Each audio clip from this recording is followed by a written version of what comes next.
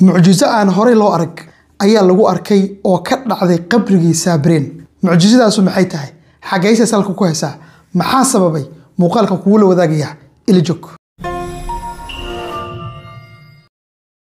Assalaamu calaykum waraxmatullaahi wabarakaatuh. Waa salaamaya guud ahaan shacabka Soomaaliyeed oo meel kasta dunida ka joogtaan waa walaalkeen Cabdullaahi Macalin Xuseen.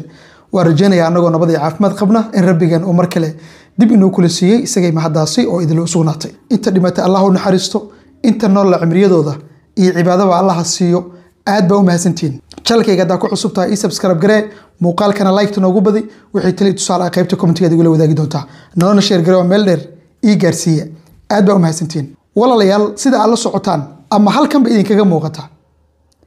waxa sida loo dul hogan yahay oo intaas oo khalqi rabbi abuuray ay isugu yimaadeen waa duugti Saabiriin oo runtii dhibaatadii soo gaartay qalbiyada ummadda Soomaaliyeed iyo dadka muslimiinta ee dunida dacaladeeda ku nool saameynta ku yeelatay. Ilaahay ha u naxariisto. Ehel iyo qaraabo intii dhoweedna rabbi samri iimaan ha ka siiyo. gacanka xaq daran baa nooca u gashay. dhibaatada inta la eg hooyo Soomaaliyeed oo ilmo dhashay ayaa u geysatay. xukunka islaamta waa u soo laaban doona meel idhig wixii dhacay ayaa isugu iimaanina wixii dhacay meesha khalqi rabbi abuuray baa horta isugu yimid oo ka soo qayb galay duugta laakiin magaalada waxa la dhax wadaa kumanaan lacag dollar ah saa loo dhax wareejinaya sidii islaantii xukunka dilka lagu xukumay looga badbaadin lahaa xukunka dilka ah. mucjizaadka dhacay waxa kamid ah in qabriga dusheeda shir jiraa'id lagu qabtay oo muuqaaladan ay soo yeereen ila dhageyso. kuma aanu qancin annagu xukunkii sababtoo tahay qof isagu sabab oo ahaa qof inuu keeno gurigiisa laguna dilo ogaana oo tusaalayaal badan lagu helay inuu keenay oo maraga badan lagu hayo adkiisana ka qirtay in la yiraahdo hal sano xariga sidii inuu noof soo xado kale ciyaalkayga yararka markii la xirxiro oo 14 jirada waxa la yiraahdaa 10 sano xariga 15 sano xariga aslan qof dhan lagu qurgeeyo gurigiisa dhexdiisa in la yiraahdo hal sano iyo 500 aad baan uga xunnahay mana qaadanayno waxaan qaadan karnaa ma ahan dhamaan dadka gobolka Mudug degan annaga ay nagu soo noqonaysaa taasoo maalin walba in qof la dilo hal sano xarigana lagu xukumo 500 laga qaato ma doonayno annagu hooyooyin baan nahay intaas oo gabdhood baan leenahay raalina kama nimbrina gabdhaha iyaga dhibaatadaas u liito oo u riyaal maalin walbana gabdhaha iyaga nala ku dhibaateeya horta iyada aanan kana hadlin oo abayus iyo dhibaato odayaal madax koofiyad ku sito aan ilaahayna ugu cabsan dadka islaamkana ugu xishoon mana doonayno marna ma doonayno mana qaadanayno waxaan sugaynaa maxkamadda cadaaladeeda dambe baan sugaynaa ilaahayna waxaan ka rajaynaynaa inuu dadka dhamaantood cadaaladda waafajiyo ama dawlad ha ahaadeen ama shacab ha ahaadeen ama qabiil ha ahaadeen annagu aan qabiil khaas ku doodayn waxaan u doodaynaa gabadha miskiinta asran mana qaadanayno waxaan aad uga xunnahay oo aan kulligaya ka xunnahay saqiir iyo kabiirna gabadhaas xukunkeeda inuusan wax badan ka qaldan yihiin oo aanan qaadan karin waliba waxaan aad uga xunnahay in ninkii lagu xukumay hal sano iyo $500 baan aad uga xunnahay waxaan doonaynaa in 20 sano lagu xukumo 15 sano lagu xukumo 30 sano lagu xukumo 10 sano lagu xukumo haddana waxa weeye sidii kulligaya waxaan hanjabnay markii la yiraahdo hal sano dawladdu maxay qabanaysaa ma sidaas baa xaq ma ahan sidaas ilaahay looga cabsado oo ummadda ilaahay looga xishoodo oo ilmaha iyo dadka gabdhaha birimageedada maalin walba korka iyaga lagu dhibaateynayo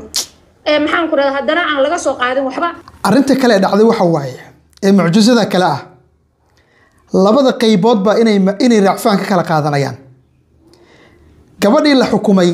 ee dilka toogashada lagu xukumayna raacfaan baa laga qaatay oo looyaradu way hadleen waa idin wadaagi doonaa muuqaalkaas. odaygii markii hore xeer ilaalintu ay codsatay in 23 sano xariga lagu xukumo laakiin maxkamaddu ay ka khafiifisay oo hal sano iyo $500 lagu soo celiyayna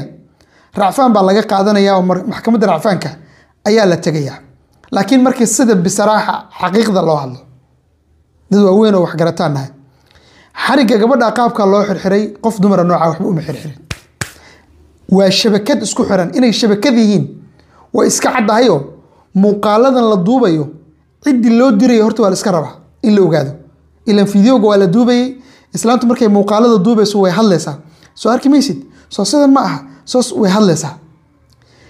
marka muuqaalada la duubayo shabakada cidda loo diray horta in la ogaado way ahayd qofka nooca wax uu xirxirayna qofka dumarkeen aragnay ma aha inta waa in isla fahnaa xaqiiqda markaan ka wada hadallo waay qof dumar nooca waxba ma herin ninka gurigiisa gabadhu ku dhimatayna cadaalad in la barsiyaa rabnaa وحقيقة عدالة ما وصل مرين هل سنة إيش هذا هل سنة والله وبالله وطلعي قبل بالي توقتنا اللي سجهري هل وجاد ما ذا كي إنه هل سنة يشم بقول بالو حكومة ورمي علي معنا وريا نقول نيه معجزات عليك متى ويكسر فكتينك أضيقة ويكسر فكتي أنا قم إلاي بان هاي بيوري مركي جواد النذا فيريا أنا قم إلاي بان هاي marka gabadhanada ninkii dilay hal sano kaliya loogu xukumayo iyo $500 macnaheedu waxa waaye eelayda meesha degan dadka eelayda ee meesha degan hadii la dilo qofkii dila hal sano iyo $500 baa lagu xukumaa macnaha dhiigu way kala qiimo badan yihiin baan ka fahmay bisraahade wixii qaldana waa inay sheegtaa wixii saxana waa inay sheegtaa bulshada Soomaaliyeedna waa inay dhaxlo ahada Soomaa ninka odayga ah ereyga uu ka yiri qabriga korkeeda waxay ku tahay qadaf nin weyn wuxuu ku hadlana ma aha qofka inuu xuquuqdiisa raadsado waa la gartay qofka uu u doodayo waa qofkiisii xuquuq iyo wuxuu u raadinayaa xaq isagoo qofkiisa xuquuq u raadinaya in uu qof kale ku xadgudbaana sax ma aha mucjizaadkii shalay ka dhacay qabrigii Saabiriin korkeeda ayay arintaas ka mid ahayd nin weyn baa intuu meel soo istaagay wuxuu leeyahay wariya anaga qofkanaga la dilay qofkii loo xukumi lahaa ama loo dili lahaa ama 10 sano iyo 20 sano loogu xukumi lahaa marka hal sano iyo $500 lagu xukumayo ma eelay baan anagu nahay eelaydu maxay tahay eelaydu bani aadam ma eelaydu Soomaali ma eelaydu muslim ma eelaydu nugu dhiig ma eelaydu bani aadam nool oo anaga oo kala ma eelaydu ilaahay ma abuurin ayada eelaydu ilaahay ma abuurin waa qadaf qofkiisa xuquuq u raadinaya inuu ummad kale ku xadgudbo xuquuqdooda ku xadgudbo sax ma aha ninka odaygana laga yeeli maayo raali gelintiisana beesha reer eelay way sugayaan reer koonfur galbeed Soomaaliya way maqlayaan way sugaysiin waya sidoo kale waxa hadashay oo qabriga dusheeda ka hadashay gabadhii meydka iyadu gacanteeda ku dhaqday waxay tiri wixii meesha aan ku aragnay gabadha markaa meydkeeda dhaqaynay wixii aan aragnay ilaahay dib damba nooma tuso aamin ya rab ilaahay dib damba nooma tuso bay tiri runtiina gabadha ayirta ah ilaahay ha u naxariisto laba meelba way ka dayacneed waa meel oo kuwii maroodiga la ka ee walaalana hayda ku hayay way ka dayacneed xagooda bahla galeenkii ay gacanta u gashayna xageeda way ka dayacantay oo ninka odayga ugu horeeyo ninka odayga xukunka lagu riday ee halka sana aniga Cabdullaahi aan hadii la weydiiyo ma aqbali lahayn waayo dhibaatada gaartay gabadha ayarta ninkaas 99% waxbuu ka ogaa wuxuu ogaa inay dili jirtay wuxuu ogaa gabadha inay dhibaateen jirtay hadduu xitaa islaantan furay sidee gabar oo isagu keensaday oo waalid u yahay asagoo la nool islaanta qaabkay u dhibaateen jirtay ka warqabo hadduu ka baxo maxaa ka iman kara halka ismaan weydiin no wuu la og yahay markuu imaaday oo gaariga lagu qaadayay oo gaariga meedkeeda gabadha ku qaadayay wax taxarukaad ah ama wax su'aalo ah cidna ma uusan weydiinay waraafana noo keena albaabka la kala balaqay gaariga la soo gashtay meedkii baa la jiiday halkaas ay ahayd inuu buuq ku furo oo yiraahdo say wax u dhacay maxaa dhacay qayl uu halka ka furo si macnaha kiiskan loo ogaado inuu bari kay laakiin 99% dhibic 99 ninka kiiska waxbuu ka ogaa lacagaha gaalkacay lagu dhex firdhinaya ee la doonayo in qofna xuquuqdiisa lagu duudsiyo qofna la jeclaysi ahaan daha gadaashiisa loo marsado ummadda Soomaalidu way soo wada jeedaan ma aqbali doonaan ilaahay waxaan ka rajaynaynaa maxkamadda racfaanku wax ka duwan maxkamaddii hore aan ugu soo aragnay inaan kala kulanno xagga kiiska ninka odayga